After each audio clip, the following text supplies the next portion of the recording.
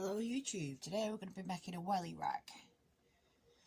I was originally going to do it with the round posts, a bit like a broom handle, but I've got a lot of wood that I've since used all the rest of the wood on the projects that I bought it for, and I've got wood left. So yeah, we're going to make it out of the wood that I have left, so this is going to cost me nothing but time. So we'll get measuring up. So we've got all the wood cut. Now what I'm going to do with these is I'm going to stick two together, just so it gives it some thickness. So we'll get on with sticking these together and then we'll come back to you. So we've measured up, we've measured this, so that will sit there like that in the middle.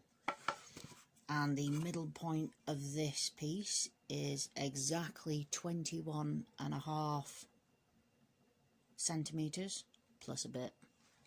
So 21.5 and a bit. So yeah, we're going to stick that on there. And then obviously we're going to do the same to the other side while these are setting. And then, yeah, we'll put those on.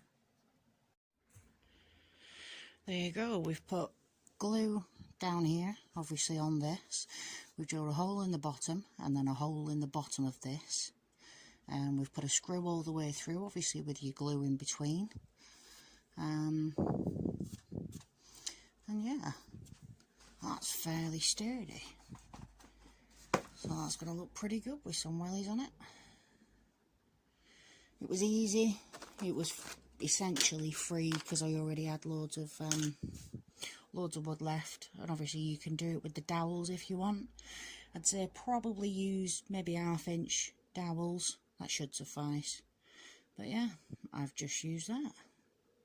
So thank you for watching. Bye.